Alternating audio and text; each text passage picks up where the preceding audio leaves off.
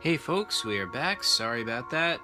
In the last video, I couldn't find something that was essential, and now I can, so I found it, so we are back. So, where we left off, we had just gone into this building, and when you come out, you find that now there is something blocking your path. Some sort of, well, it's this guy. Dun dun dun. He is sort of like a living statue. He's fast, he's agile, but his skin is tough as stone. His eyes are glowing red, and he has been hunting Ari. And as is revealed later in the game, he's actually from the previous PCG with Ari, in which when we climbed up onto the top of this stone structure, we found the miniature people worshiping this statue, which seemed to be like a god. And Ari didn't really poke around with it that much, so he just kind of ignored it and went on to win the game. So this was kind of, my putting him in here is kind of like my revenge. Like, he's, if Ari had paid more attention, this might not have turned into all this trouble, but it is. So, this guy is super fast and super dangerous. He is... This is what the story was talking about in the beginning. The people who are telling this story are the miniature people. They are called the Zigori, and they talk about worshiping this creature. It says, one of Titan kind remained in the city, eternally sleeping. He watched over us as he always had. That's because he was sleeping in the form of a statue. Now he's been awakened because in our desperation we appealed to our only protector, and he answered our call. After a millennia of sleep, he awoke. That is referring to the fact that Ari is a giant. He comes in, they haven't seen anybody in a long time. This is in the middle of a forest, so they've been relatively undisturbed. But now all of a sudden, this giant comes into their midst and starts stomping through their city without, regard. And they've summoned their protector Titan to fight off this creature. So that is what this creature is that is stalking Ari. We're going to find out more about its nature later on, how and why it was created and so forth. But right now, it's just this terrifying creature that is kind of relentless. It, does not want to stop. And in this puzzle, Ari cannot kill the creature. He can only, survive the encounter. There's a few different ways that can go depending on what what tactic he chooses to take. If he Ari has some guns in this game. If he uses them, he can, in the right amount. No, you know what? I forget what you actually had to do to get out of this, but I seem to recall that... No, you know what it was? The first time you encounter this guy, the guns are enough to scare him off. He'll take a few direct blasts to the face, and he'll be like, alright, I'm gonna back off. But after that, he gets tougher, and the guns don't work anymore. And you have to find more clever ways to survive. Another way is to retreat into the building, in which case he pursues you up the staircase, and then you're cornered on the roof. What do you do then? And that's actually what happened to Ari, so that's an interesting thing.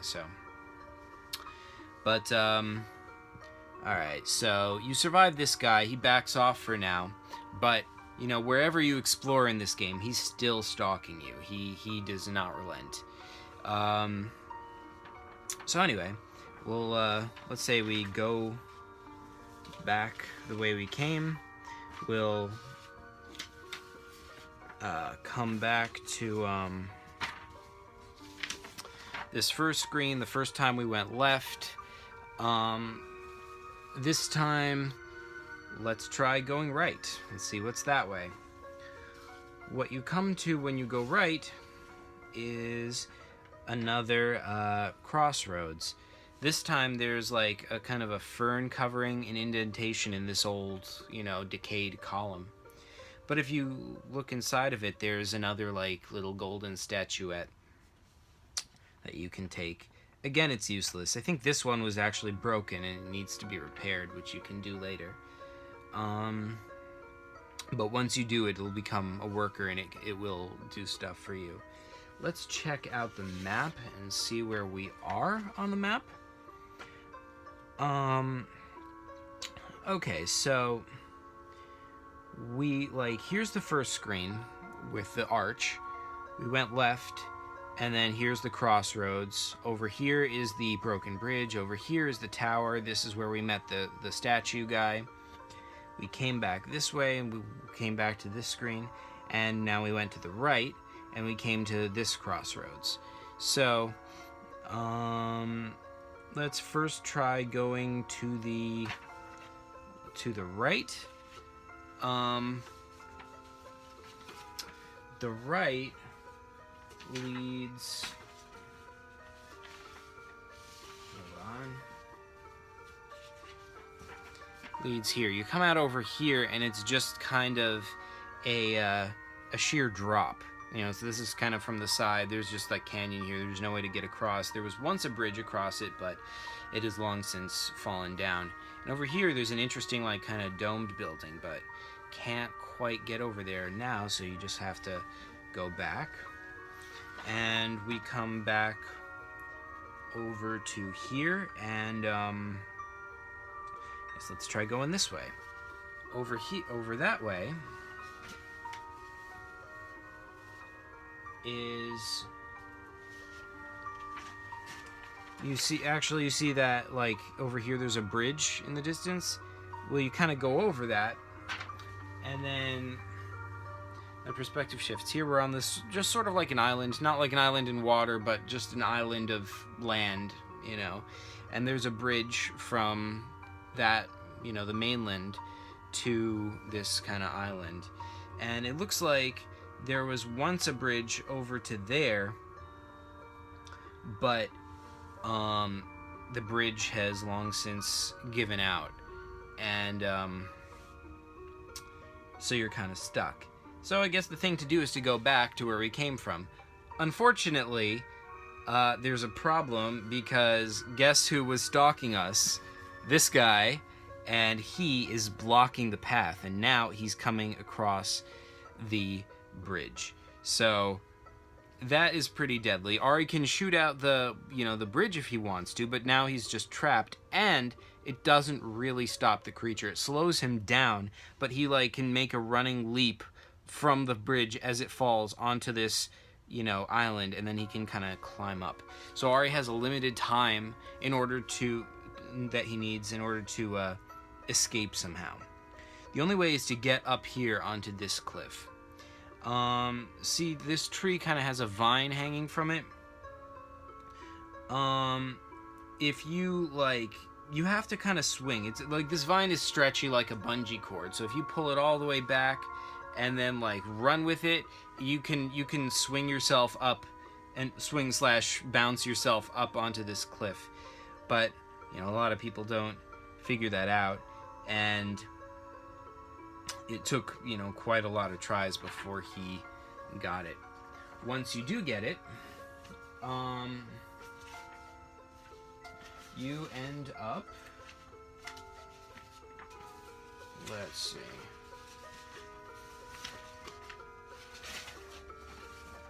up here in what is most definitely the worst drawn screen in the game. I don't even know which way is up. Yeah, because see, this tree is like this, and these trees are like this. The perspective is all out of whack. I don't know why I did that. All the other drawings in this game are not that bad for me, but this one is just all over the place. But in any event, yeah, I think you're coming from here. This says Labyrinth del Bosque. That's in Spanish. Labyrinth of the Forest. So these are kind of walls. You have to, let's see.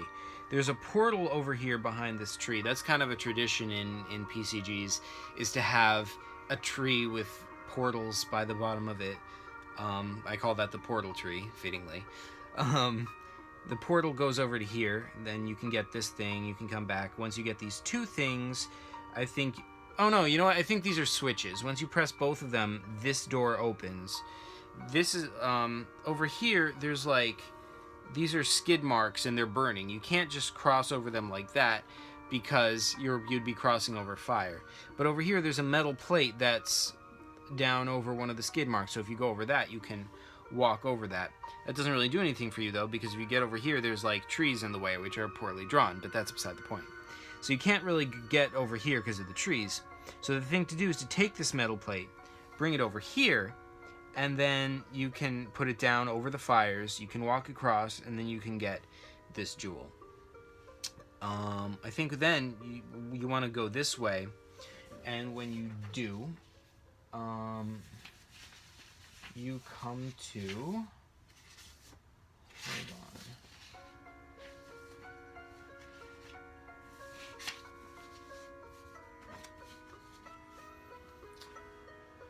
Sorry, 1 second.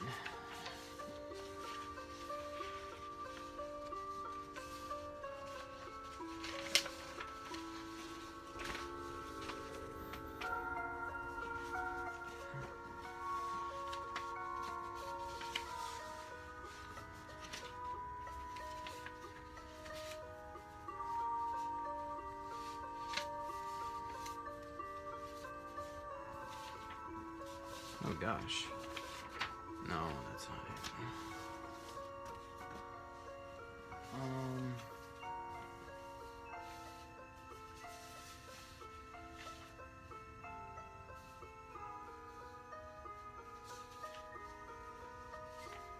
What did I do with that screen? I'm sorry, guys.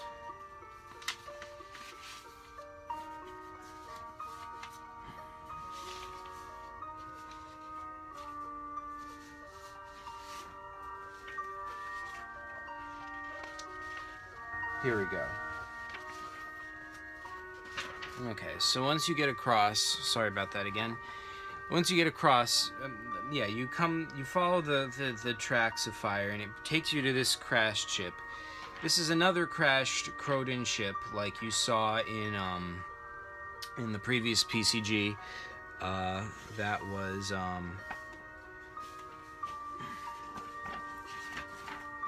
you know, the one that had... Yeah, here was the other one. The new one is a lot better, but it's, you know, the same model of ship, and this is the one that had all the miniature people living inside of it and whatnot. This time, this ship has just freshly crashed. See, the window's kind of broken, and you can go inside, and then here's the interior, and the idea of this screen was that there are people still alive inside here. These are Croden officers. These are the officers of the evil regime that has taken over the planet Shri. But their ship has just crashed and they're in trouble. And Ari doesn't really know these guys yet. I mean, he's just crash landed on this planet. He's just come out of a spaceship that you know, like, he doesn't know anything on this planet. He doesn't know who the Croden are. But immediately they're being pretty authoritarian. They're like, oh, you better be with the Croden or you're against us, kind of stuff. So, but he, you know, he goes along with it because, you know, when in Rome, do as the Romans do.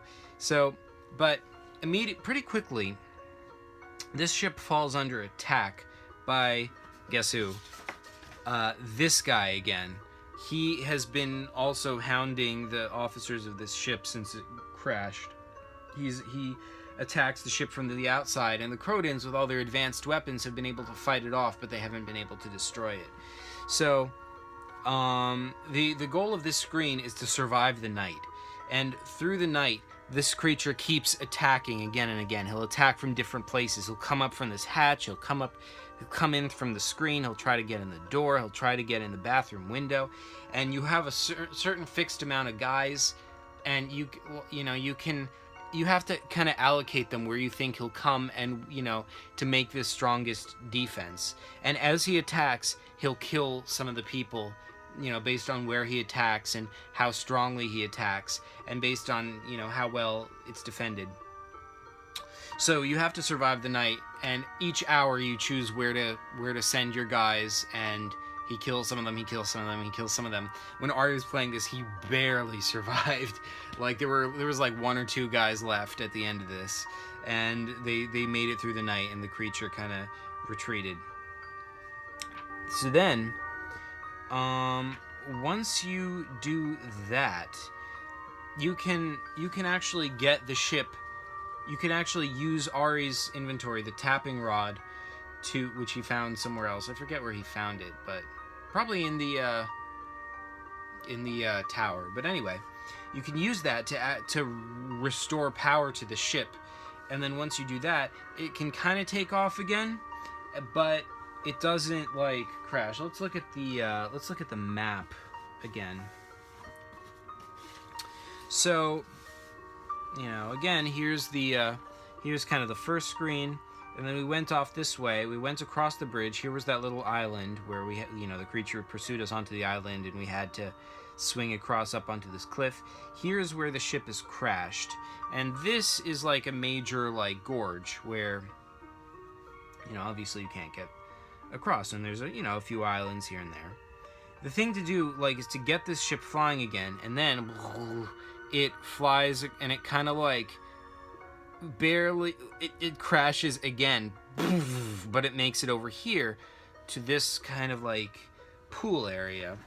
So that is a new area that we couldn't explore before, and that is,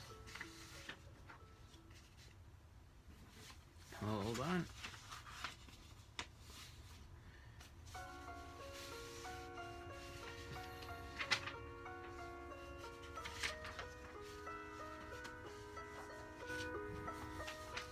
Sorry about that. This takes a lot of, there's a lot of screens all over the place. It's hard to keep them organized. Here we go. So we've crash landed by the, this is kind of a lake. It's all submerged water. And this screen is called in Spanish Ciudad Mojada. That's like wet city, literally. Because you can see just barely under the water, there's like outlines of buildings. Like there was once a city down there. There's kind of still a tower peeking out of the water. Over here on dry land, there's a little hut. And you can get some, I think there's a person there, like a little hermit, and you could get some things, there. If you swim out into the city and go into this tower, you can kind of get inside. And then here's inside that little tower. So, yeah, you come in this hatch, and then, this part of the tower is flooded with water, so you have to get past this spider somehow. This is kind of like a platform that, so this would be a floor, except that the water level is above it. So when you drop down, you're standing in water over here. Here's like a spider. You have to get past that, and the eye of this statue is really what you're after here. There's also a poster here, which is, this is a reference to the next PCG, which is a major PCG, which is later on this game is gonna tie into the story of, called Balzac Lobotron. This is the protagonist of Balzac Lobotron. It's not clear why a picture of him would be there, but it's kind of a foreshadowing of things to come.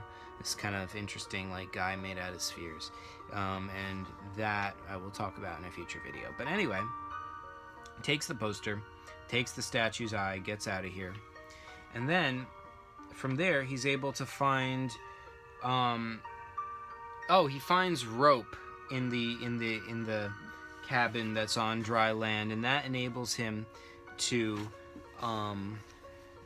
see the pool is kind of over here in the map, so he's able to use the rope to get across this bridge, which is this broken bridge that he couldn't get across before. So he's coming from the pool and now trying to get back across to where we've been before. So he uses the rope and like a spear to, you know, get across. By the way, he can't like swim across this stream because it's just rapids. It's too fast. So once he gets back across, yeah, I'm thinking that now, the last thing to do is to go back to this tower. With all the stuff you've gotten, you can climb the tower, and where was the roof of the tower? You climb the tower, and you have to use your rod to activate all 4 of these things, and then you have to put the tapping rod in this pedestal and twist it. And there's like a rumbling. The whole tower takes off. Then we have a comic cutscene over here.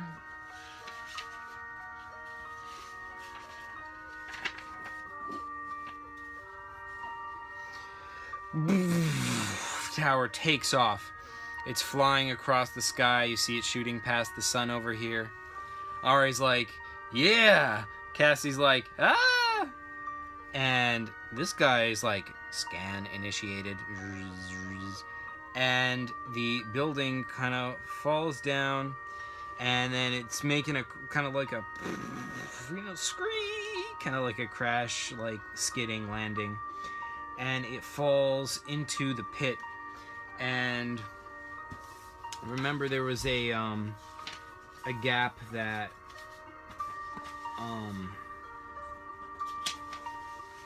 we couldn't get across before. It was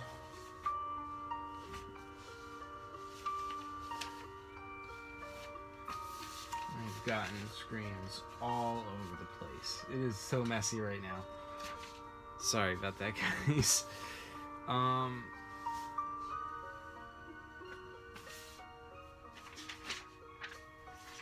Yeah, this gap is the gap that the building slides into.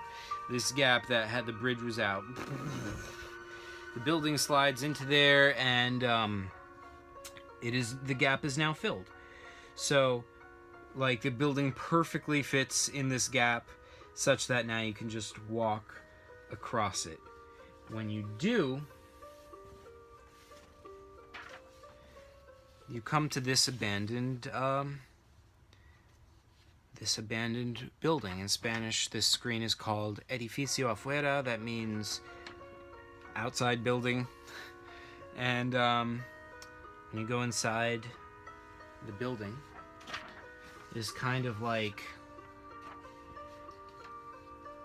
this is the old Capitol building. This is called in Spanish Capital Viejo, which is like old Capitol. And this is kind of like a domed structure, but the top of the dome has like deteriorated over time and just crumbled away. Now it's open to the air, and you can see the sun up there just in the sky. There's trees inside the building because this has been abandoned a very long time. The soil has built up on the ground. Trees have had time to grow. And there is a big statue, like a statue of a tremendously fat guy. This is a reference to all the other paper computer games from starting with Chris's games. There's a puzzle where there's a fat guy blocking the way and you have to get past him somehow. This game, like, just my nod to that is to make it a statue that's fallen over, blocking the door, and you have to blow it up using some dynamite. And once you do, you get inside this place, which is the old Capitol, and it has some like weird, creepy faced statues flanking. This is kind of like either a throne or like a president's desk, mayor's desk, something like that. But it's a very fancy chair either way. And this, design on the chair is kind of suggestive of Ginkis's staff, King Ginkis of the Zerelta, who I mentioned earlier in the last video and whatnot. These triangles on the table also, this is Ginkis's symbol. So this whole area is very suggestive of Ginkis. We don't know, like, this is a long time ago, though, so we don't know. But, you know, then again, Ginkis was the king 1,000 years ago. But this also isn't the capital city, so, like, what is this area doing here? We don't really know. So, but we, you know, we can find a gem in here as well. So, heading back to the first screen. See, we've pretty much visited everywhere on the map. We've been to, you know, the tower over here, the pool over there, the old capital over here, and the crashed Croton ship over here. The only thing that's left is this building in the center. That is well, let's go back to the first screen. Hold on.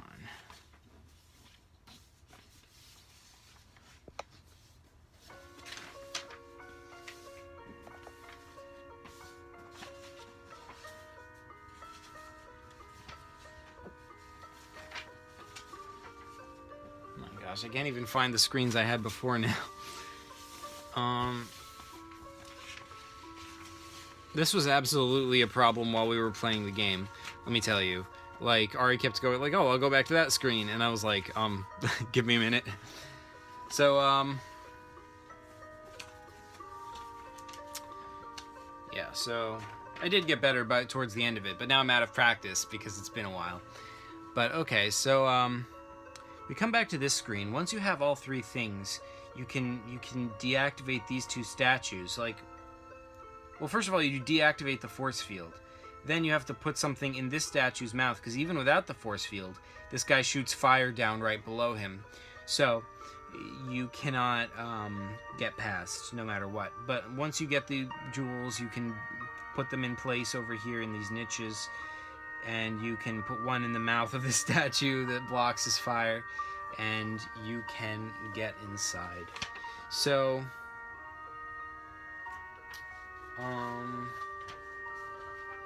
inside is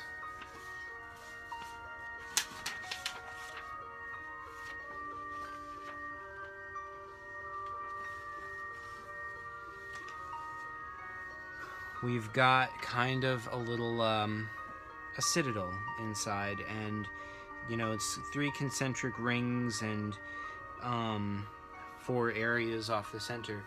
This is sort of a reference to Indiana Jones and the Fate of Atlantis. That's one of the point-and-click computer games I played when I was a kid. It's one of the major inspirations to Chris for him creating paper computer games in the first place. It is, you know, an adventure game where you have to explore the ancient city of Atlantis, which has been long lost, obviously, and it's in 3 concentric rings. And so that was very influential to me, so this place is kind of very loosely designed after it. It's much smaller than Atlantis, and, you know, it's very, very different, but, you know, the concentric rings is a nod to that. And you have to, first of all, in this room, there is, you know, another city of the miniature people. These are called the Zagori, and unlike the previous 2 PCGs with the miniature people, this time you're actually able to talk to them, and they're like, oh my god, who are you? Like, but this time there's one of them that's more reasonable. He's saying that, pardon me, he's saying that, that his people summoned their Titan to defend them against Ari. But, you know, when Ari's saying, you know, look, dude, I'm not a threat, you know, he's kind of open to that, but he's, like, incredulous. He's like, what sort of being are you? You say you are not a god, but merely a man? You've come from a distant planet? What wonders avast? What could this be? You know, that kind of guy. Ari is able to convince him to be, you know, on his side. Over here, there's a control panel, because this used to be a control room. This is a control panel for the statue. Ari cannot turn off the statue from here. Its program is locked in, but it can choose a new target for it, and that will buy him some time. If he chooses a new target, it'll go destroy that first, and then come back for Ari. So, once there, you get in here onto the second level. These are supposed to be staircases, but I didn't draw it that way. So, you over here, there's 3 more rooms.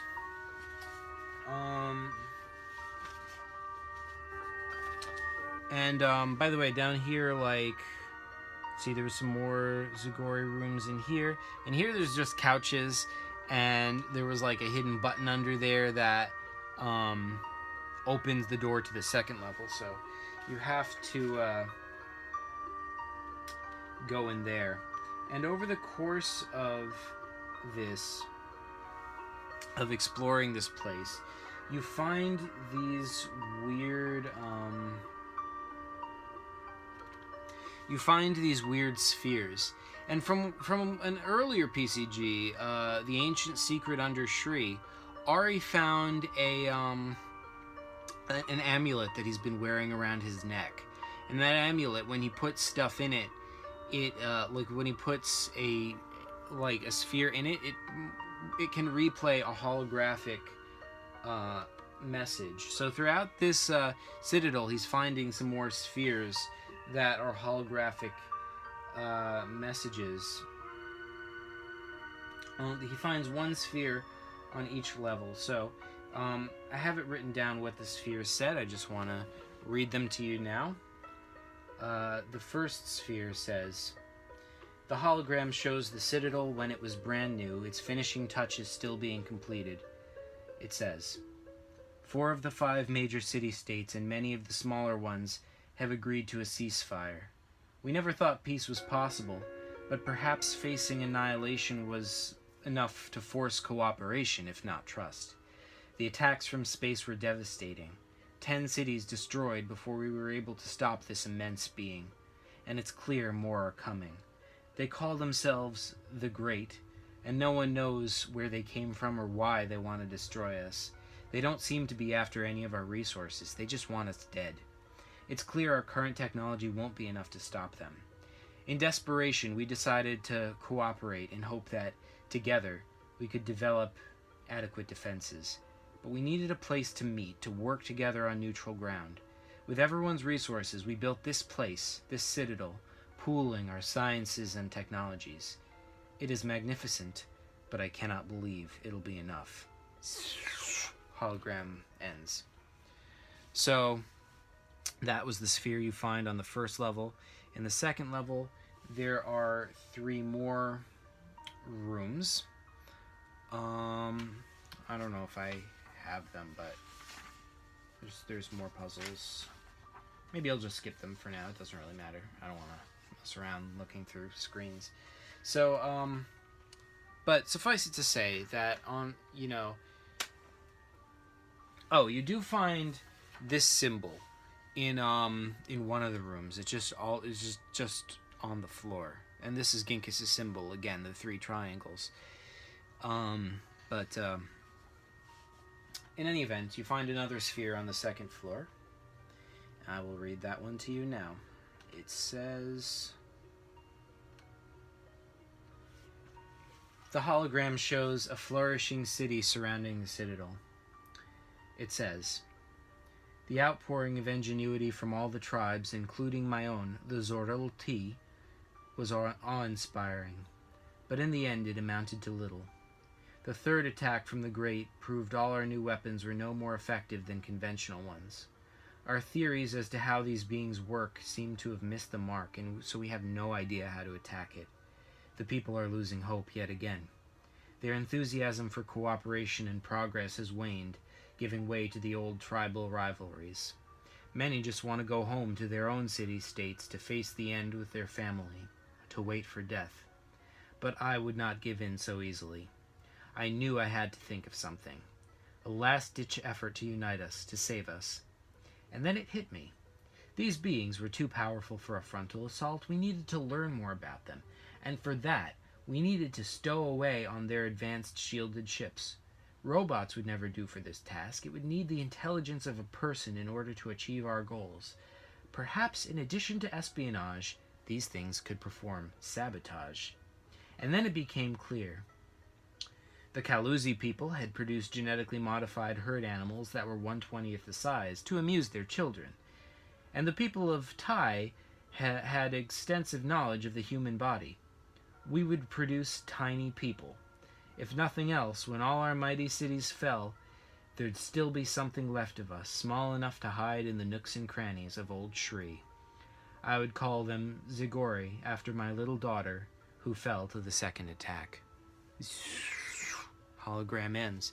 So I guess that explains the origin of these miniature people Ari's been meeting for the last 2 PCGs. They were created by these cooperating city-states as a way to, protect themselves against threats from space, the Great. And, his daughter Zigori. We don't know who's speaking in these spheres, so, all right, well, we'll get to that.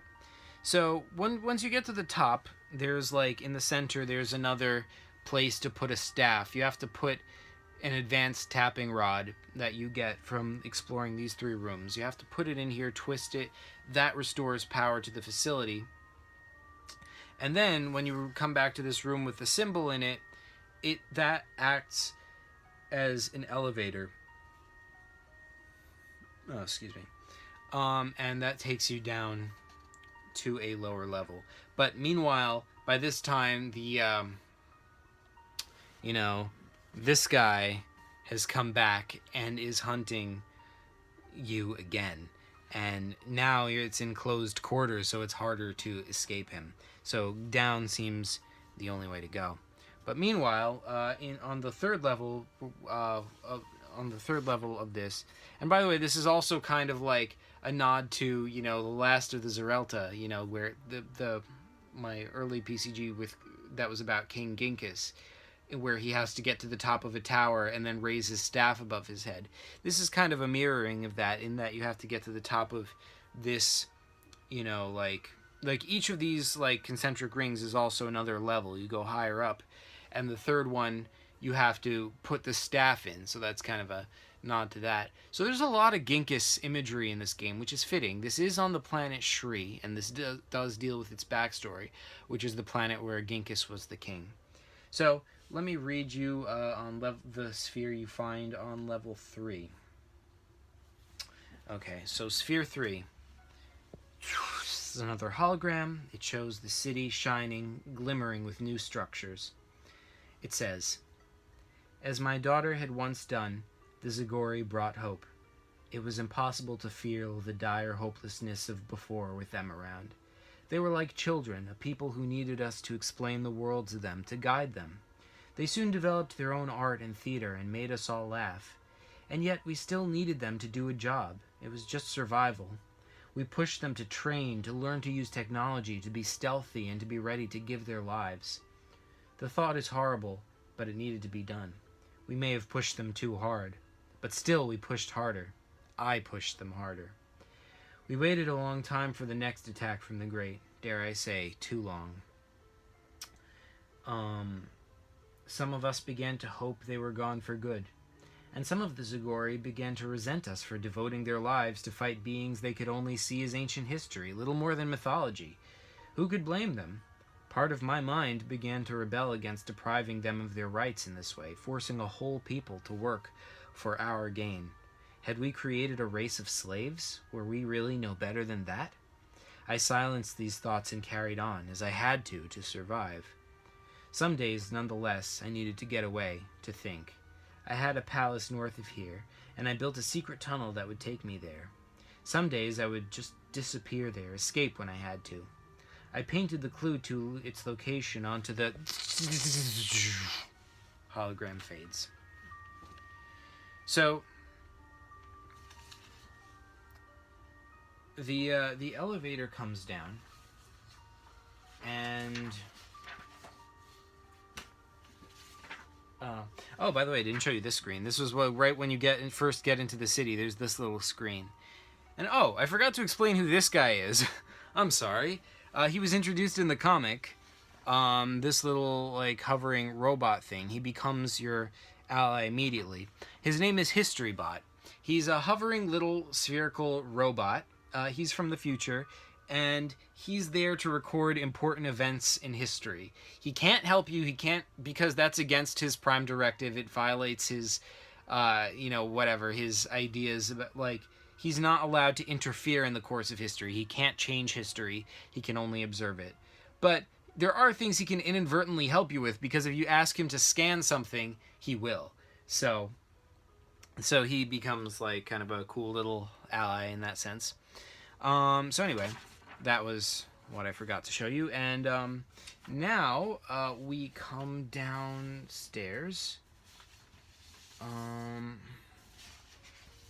Where is the main screen of that?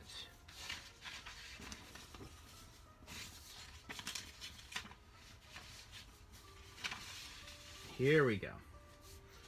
Yeah. Introduce some color in there. So, yeah, this elevator comes down. And here is, here's our whole team. We've got Ari and Cassie. We've got the Croydon guys who survived from that ship. We've got HistoryBot. And we're trying to navigate this whole place. These are giant statue heads, and they're kind of spilling lava, like, down these pathways into a big pit down below that's filled with lava. And this is like a system of catwalks going over the lava. This whole ambiance of like lava, and like ancient machines and everything. This is very reminiscent, and this is intended to be very reminiscent of Indiana Jones and the Fate of Atlantis. Again, it's that game was just really good. So anyway, there's all this bubbling lava, and there's control panels over here. Over here there's a room you can go into, and there are there's a control room, and in the control room, this was a kind of a cool mini thing you could do. You could, if you had enough of the right kinds of resources, you can build new constructs. So, like, this whole place, this whole lava area, we find it. Well, oh, you know what? First, before I tell you that, let me read you the next sphere, which you find down here. Okay. He finds the sphere on this workstation, and it says, the hologram shows the city being rocked by warfare, explosions erupting through its streets. It says, eventually the Great did make their appearance. Using their miniature airships, we'd built them. The Zagori followed the creature back to its ship after its attack. They made it into the great ship as we waited with bated breath. Those brave Zagori never returned. That was the beginning of the end. The great ship disappeared and hasn't returned since. Months go by, years. I've tried to keep everyone focused on finding new defenses, but it becomes more difficult. Some see the threat is gone. Others see the plight as hopeless. It's almost as if the great know what they're doing to us, as if they're waging a psychological campaign to tear us apart. Why would they wait so long between attacks? The Zagori's resentment of us in some cases has turned to rage. They have every reason to hate us. We sent their brothers and sisters off to die, having achieved nothing, and now we push them even harder, expecting them to do it again. Why should they sacrifice their lives for us, some argue? Their cities, if built in the right places, can escape the great attacks. After all, what have we ever done for them? For a time, it was nothing but bitter political arguments. Then, one fateful day, something happened that none of us could have foreseen. The construct, built to protect everyone in this place, had become the symbol of the oppression of the Zagori. It was our watchdog, our enforcer.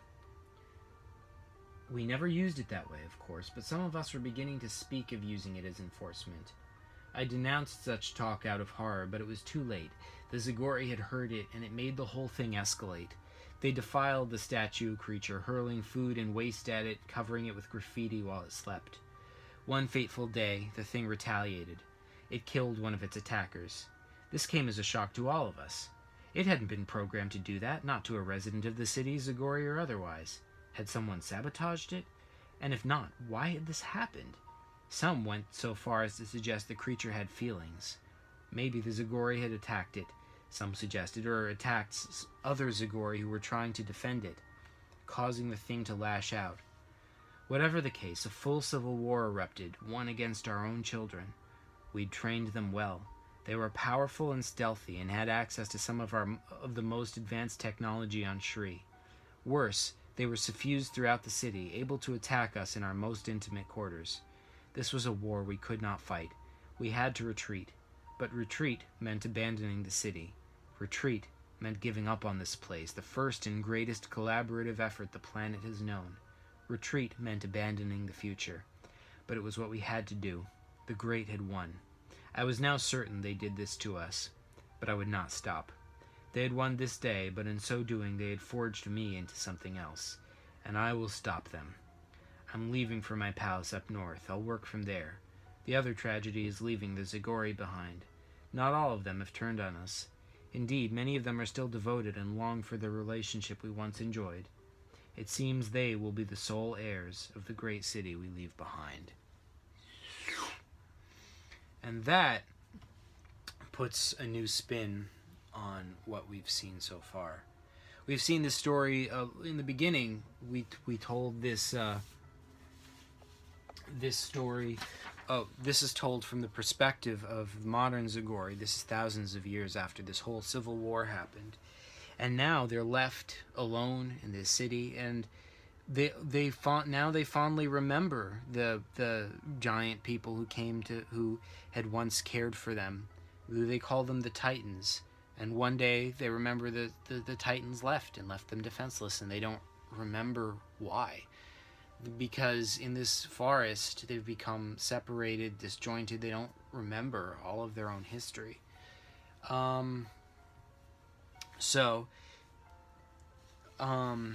That is the origin of the miniature people, the Zagori. That is why the city is abandoned, and it's kind of a shame. And the question is, who are the great, and what comes of what happens with that?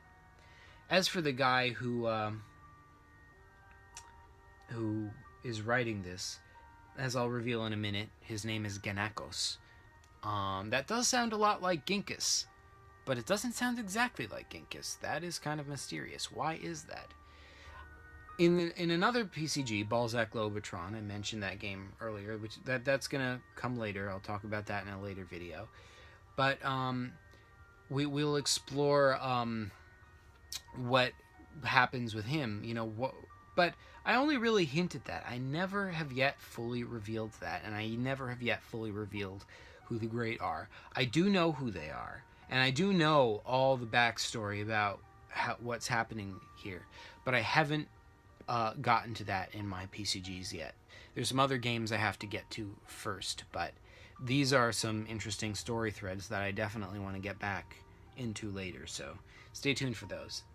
In any event, so we explore the forge, and there's also, let's see, if this place is like kind of a staircase, it goes down to here.